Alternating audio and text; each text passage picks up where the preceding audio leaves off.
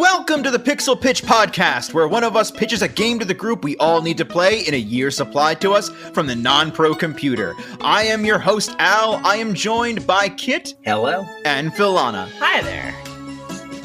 And our special guest, Frank. It's me, Frank, the Frank.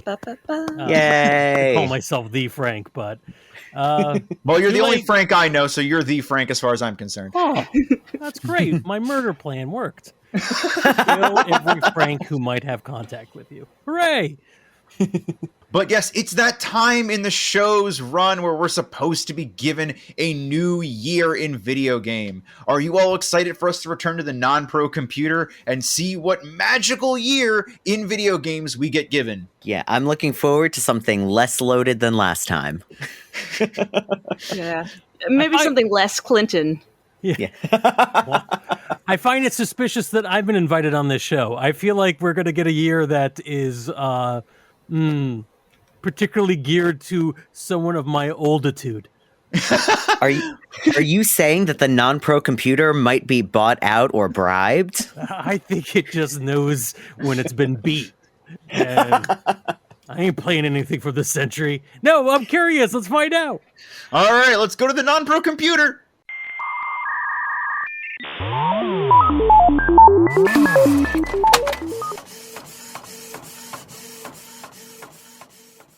And the non-pro computer has gotten back to us with the year of 1980?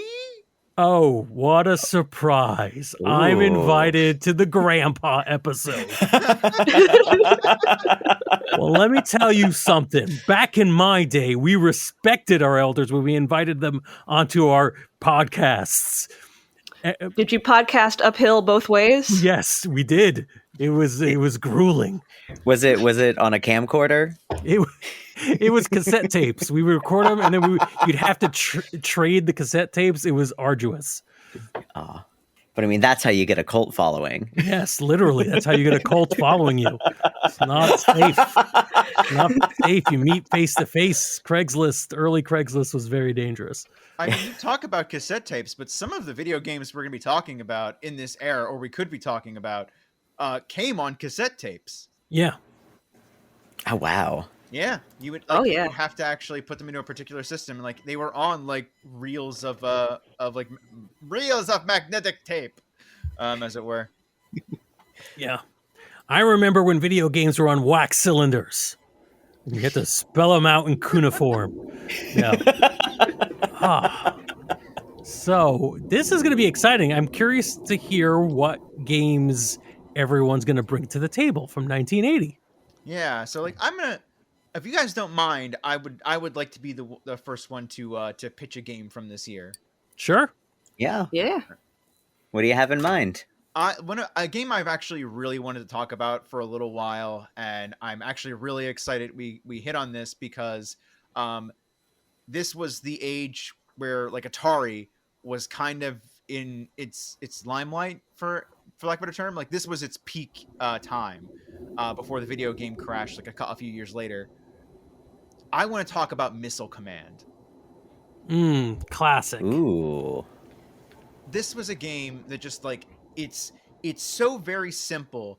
It's very indicative of the time, but there's so much going on with it. Like when you really think about it, like you think about the time that this came out in the 1980s, you are essentially like, you're a person protecting their home base or, their home in general from like bombings.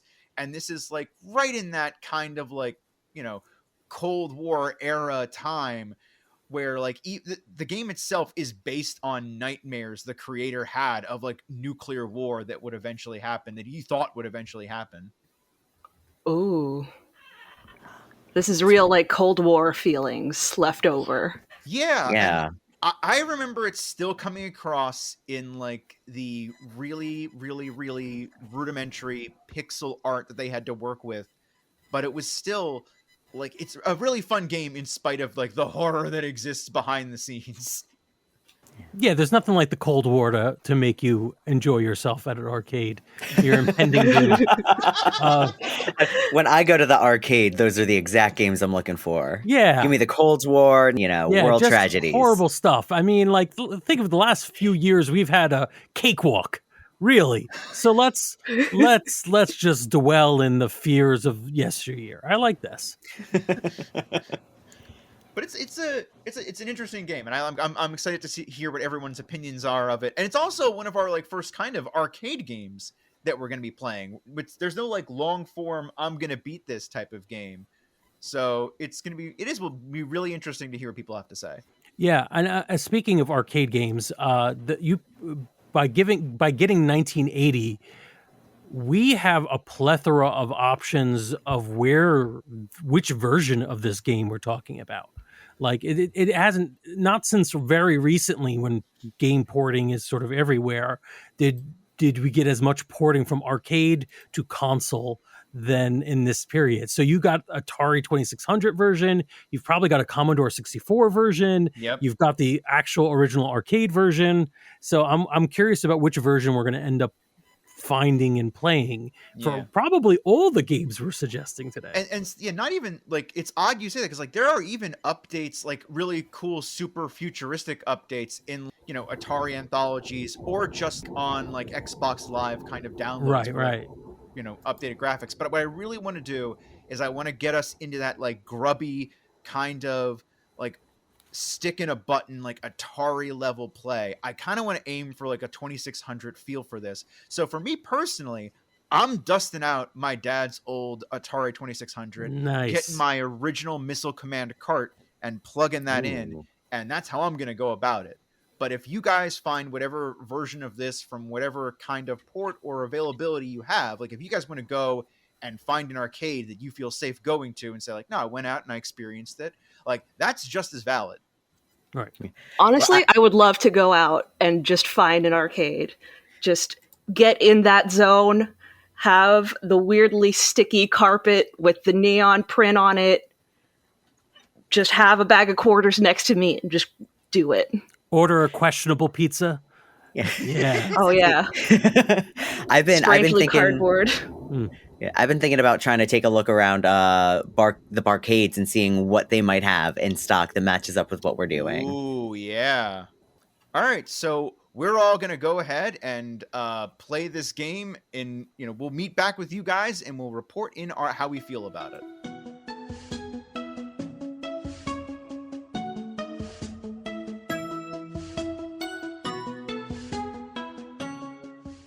And we're back. We've all been playing Missile Command, and we had experiences, but sadly, I think one of us is missing. It appears Frank got stuck in the non-pro basement and will not be joining us this time around. But I did find this suspiciously placed cassette, so maybe it's a message from him from that faraway basement. All right, well, we will. We'll pop this into our Walkman, and we'll see what it has to say.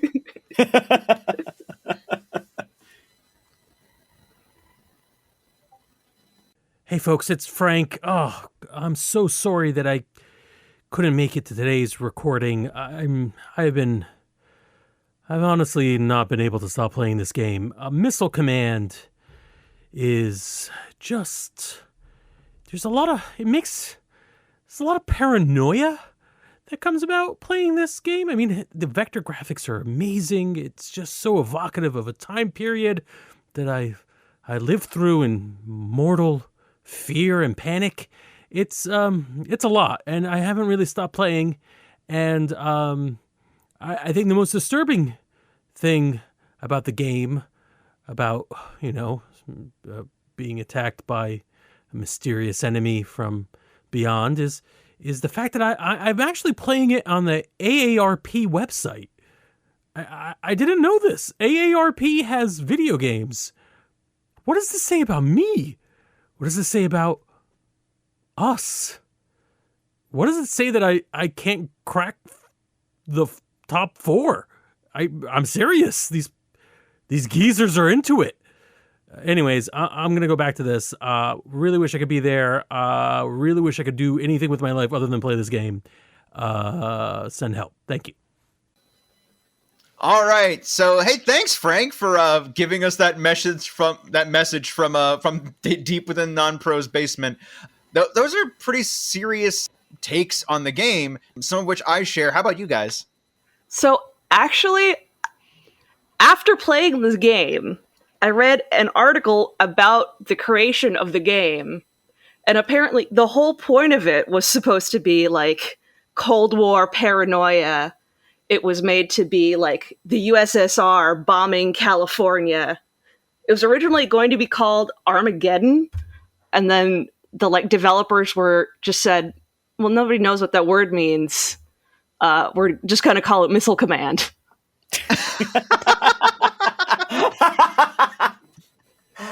You know what though? That's fair. That's incredibly fair. And I mean, and the interesting thing is there was essentially that big thought that went behind it. And at the end of the day, it is still this neat little effective missile game without having to have that additional stress of the Cold War. But that does add to the story. And what's weird about Yeah. it is it really comes across when you're playing it. Like that sense of dread is so palpable while going through it. I don't know about you guys, but for me, it was definitely something I was like, oh my God, I'm feeling this. And I want to compare that a little bit with a couple versions that we played. Like you, but let's start off with like, what did we use to play Missile Command on? Because we know what Frank did. How about you guys? Okay, so let me tell you what. The first result that comes up on Google is AARP.com. And you know what? I played the heck out of Missile Command on AARP.com. See, I did a combination of that because I was so intrigued by it being on their website. But then I did also buy the Atari Vault through Steam. And so I played it that way with a little USB paddle. And then I played it with my mouse on the AARP website. Wait, what is AARP? That's like an insurance company, right? Yeah. That's so crazy. Yeah, it's for like people older than 50. Oh my! Oh, okay. Yeah. And they just have Yeah. this game from 1981. All right. Your Atari could more than be on AARP. Yeah. Oh, my favorite part is I looked, there's like a leaderboard at the bottom of the website, right?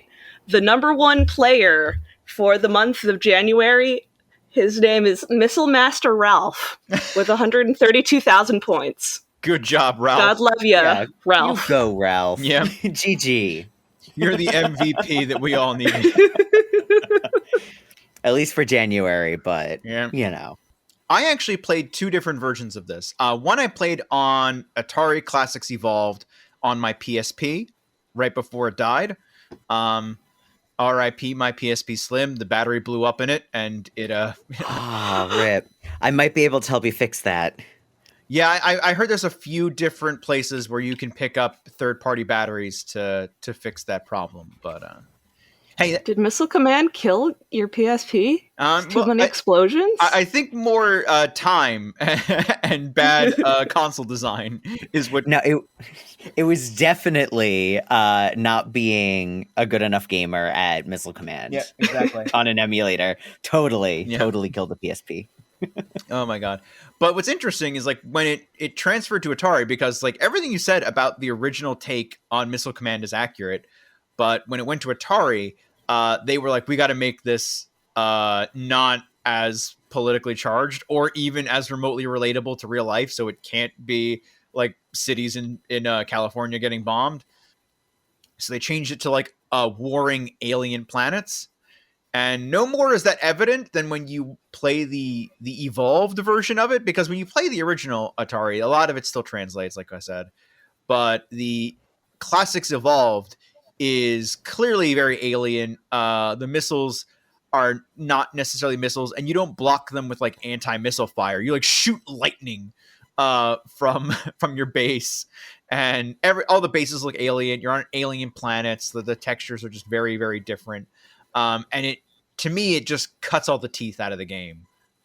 Immediately playing through that, what was kind of a haunting, very blood pumping oh my god, I got to keep going with this. I can't stop playing. This is so addicting.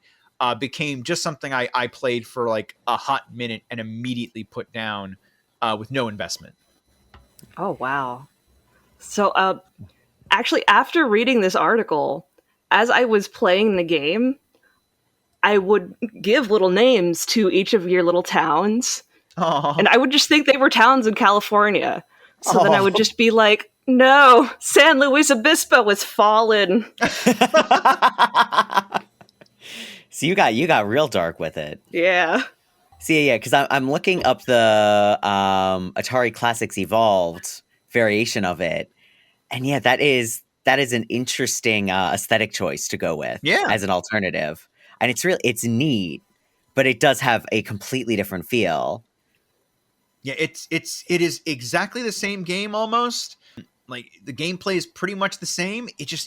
You change those aesthetics, and it's so Yeah. different, and it feels so different. And I don't even know if it would work if you just used regular settings. There's something about those limited graphics, those pixels, and the black background Mhm. that just really. And then the explosion, like when you lose, Yeah. that like Yeah. flash is just it's haunting. Really, like it's like And Like, they did that on purpose, where they didn't even call it game over. It was just the end.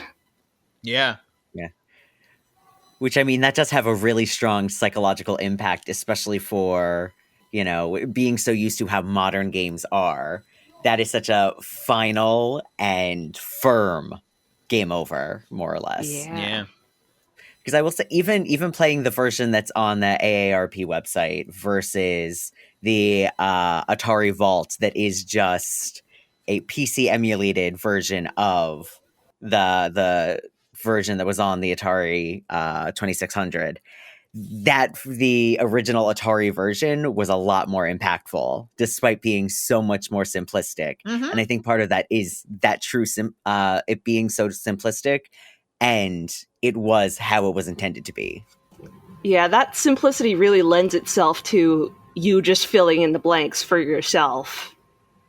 And that's another reason why they didn't actually name it after cities in California, because they just wanted you to fill in cities in your area.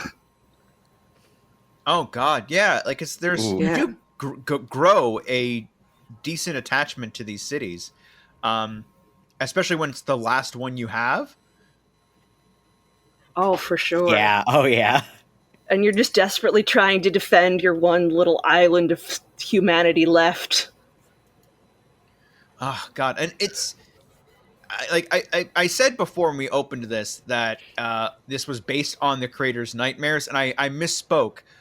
It is actually the reverse. The game working on this game is what gave the creator nuclear holocaust nightmares. Yeah.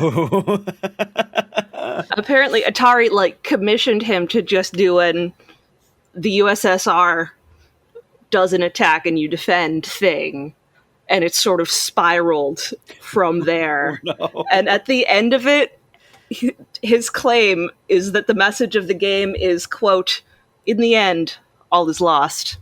There is no winner." Oh my God. This is a darker experience that I thought we were going to have. I mean, Yeah. but it's very seminal in a way, like, and that's kind of what the point of our Yeah. series is to kind of hit these watershed games, and I feel like this has a lot of that here because it has such a haunting message to it. It's genuinely quite political, even if it may not have been intended to be so, but it does talk about the dangers of nuclear war, and the problems like at the end of it, like he said, it's like if once you get into it, there's no winning, there's no victory at the end of this. It's just going to be bad no matter what you do, because you can keep playing the game over and over and over again, keep getting to different levels and whatnot, where the speeds eventually stop increasing until suddenly they increase again. It's strange, but it's eventually you lose. Yeah, you eventually that's just how it goes. Yeah, you just play and play until you just can't anymore. Yeah.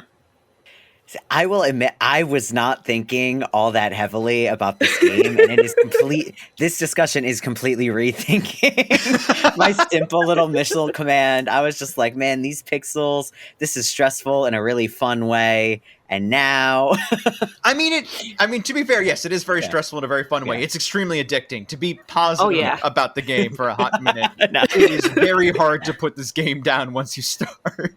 Yeah. But it is incredible how something that is essentially a very simplistic seeming little defend some pixels from other pixels game can have such an incredible impact even without you realizing what the inspiration might have been. Yeah, I mean, that's good game making. Oh yeah. I want to say, like, what's the difference like between playing with a mouse and playing with the joystick? I think you said, because you plugged in one. Yeah. So the AARP website is literally you just point on the screen and you click. So it's not all that difficult by comparison, but it was a bit more fun with the paddle because it did feel like there's a bit more skill that goes along with this. Though I will say even just the clicking was not, you still had to get timing right. I wish we could have found an arcade cabinet of this because the setup of it is really interesting. Because it was just a trackball, and then to fire, you had a separate button for each of one of the 3 turrets, so you had to actually pick out which turret. Oh wow! Yeah, Ooh. that adds like a whole other level of difficulty. Oh, nice. Yeah, because with the mouse, it's just point and click. You don't Yeah. even have to think about it. Yep. But you would have had to like individually pick out which turret you wanted to shoot. Ooh. Oh, that's cool. That's neat. Yeah, that's just like another layer of like fun stress and anxiety. Like it's a lot more physically active for you. Yeah. Yeah. Just to try and keep it feels way more like you're in that sort of environment trying to do it. Like I was gonna say, like there's probably a difference between playing with the mouse and playing with the joystick. Yeah. Because you couldn't get it exact. You had to like Mhm. it was so stressful trying to like get it to where like the amount of times I would miss and just be like, oh god, the city's gone, it's over. Yeah. But then you'd still be like, oh, let me try it again. Yep. Because there is a joy in mastering the joystick. Yep. And it's something about playing it on that Atari and just with one of those large tube TVs. It is so indicative of an era. When you're in a room, it's dark, and you just have the glow of that TV. And when the flashing from the bomb goes off, like for the game over, it's just it's the whole room. That's just such a very, very particular feel. Not necessarily a nostalgia, but it definitely hits a particular moment. I don't know. Like there's a feel that I can't quite recapture in any game after this or in modern day. Like I'm not saying like it wasn't something you could even capture back in the Nintendo era. I don't think this is something that's so quintessential to like 1980s, late 1970s, early 1980s kind of Atari arcade stuff. See, and I wonder if part of that is just the imagination aspect of it, because so much is just left to your imagination. Yeah. You have to fill in so many blanks. And I do wonder, like, the idea of them saying, like, of Atari trying to transform this into, here's, warring aliens and stuff like that. I don't think they really hit it that hard. I mean, maybe I'm wrong, because, like, Kit, you were saying, like, I didn't get any allegory out of this. It's like, that's fair. See, but I think part of it was I wasn't really looking for it, because I was kind of thinking about it with the perspective of there were a lot of games that just seemed to have these themes, and it was just like, baseball is just your baseball game. Before it was Madden, before it was NFL stuff, before like there was proper Shaun White, Tony Hawk stuff applied to games. It was just golf. Yeah. Missile command. Like it to me, I thought it was just planes, missiles. I didn't think Cold War. Yeah. Missiles. Generic video game theme, Yeah, generic video game theme. Yep. Pong. Circus. Pong. Yeah. Yep. Interesting side note about playing Pong on Atari Classics Evolved was playing on an actual like ping pong table and like controlling paddles. That was interesting. That actually translated pretty decently. Like unlike Missile Command, I didn't feel like they ripped the soul out of the game. But yeah, exactly. But I feel like it did still come across a little bit because just feeling that stress of defending the city. Oh. Maybe it's just one of those things where it comes across better either with that perspective of the Cold War or just projecting your own fantasy situation on it. When you give it a full tilt like, oh man, aliens, it's like it's too much. It's too much is being decided for you. Yeah, they were pushing too much on top of it when it didn't need it, really. Part of the allure is being able to fill that in yourself. Yeah. Yeah, I'm inclined to agree. It's just better when like you can put a little bit more of yourself into it. Then when you do that, a lot of that other stuff that they may have wanted to push in comes through. You don't have to be overt with your political statement or overt with your nuclear war allegory, because it'll come across. And Atari could have just done generic missiles because they didn't put in a theme for stuff like combat. You had like two tanks that were fighting each other and there was no backstory to it. They were just two tanks. They fought each other and that was how it went. They decided they wanted to create a narrative for Missile Command, just to try and move them further away as you could.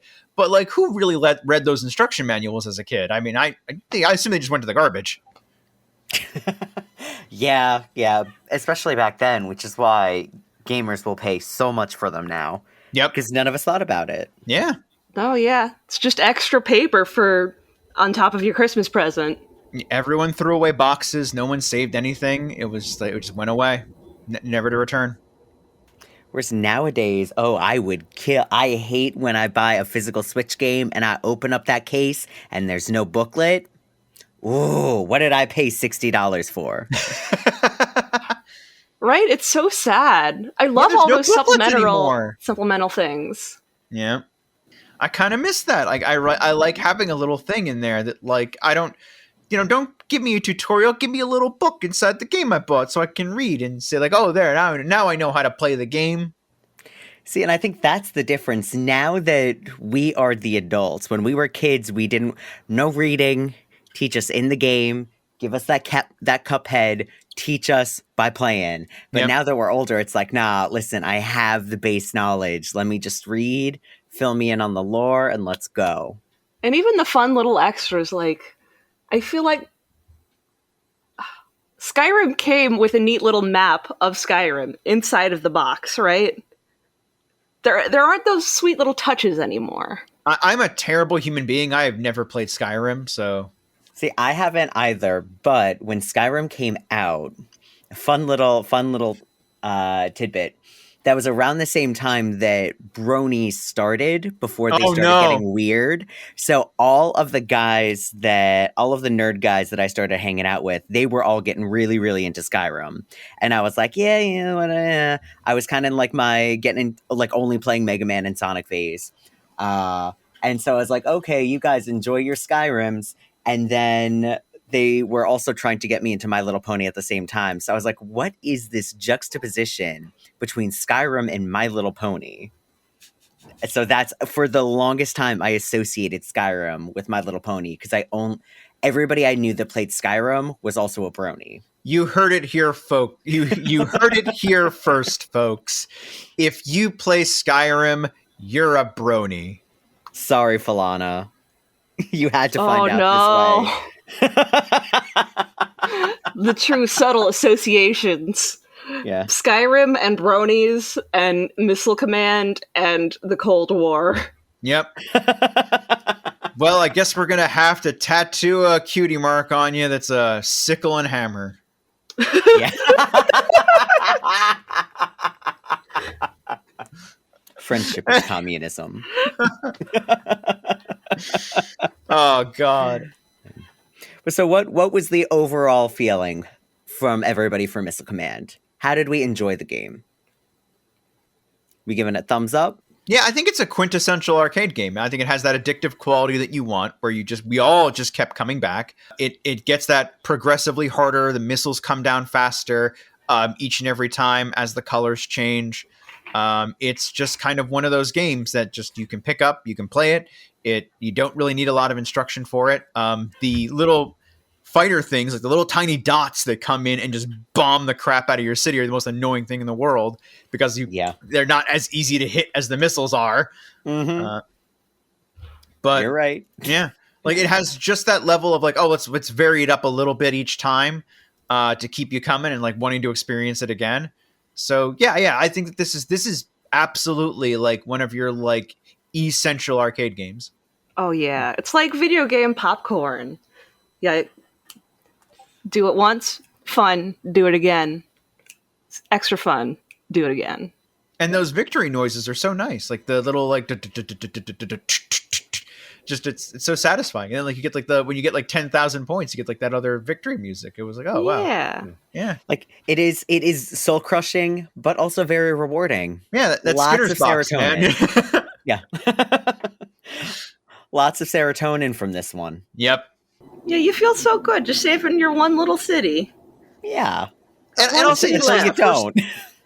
I'll say this is the first game we've played that you can't actually beat. Like even Tony Hawk to an extent was beatable-ish, even if some of us didn't beat it. This was the first game we went into where there's no end goal in sight. We just kind of went into it and we played it until we were done with it. And I think, I don't know about you guys, but I still spent like at least a couple hours involved in this game. Maybe not in a row. I kind of went back and forth with it, but I feel like this is still a satisfying experience. Like you don't have to necessarily have an end goal in mind, or you don't have to keep dump trucking quarters for you to still come back. See, because I think that's the thing for me is that I would have felt a lot more punished by my death if I were playing this in the arcade. So I'm glad I wasn't. So that when we do find an arcade cabinet of this, we will all last a little bit longer. Yep. We'll develop the skills. Yeah, exactly. But I think we all came back once again. We all came back very positive about the game. I think that they're like we know why it was as famous as it was. The history of it's so fascinating. I want to thank Frank for showing up and spiritually showing up by leaving his sending that tape. message from the basement somehow. Yeah. Who knows how he got it past the computer into our hands, but he did it. Yep. He threw the tape up the stairs. Yeah. Don't worry about it. And he didn't want to come up himself. He's too busy playing this game. Yeah, anyway. exactly. Yeah. He's saving all of us from the USSR, okay?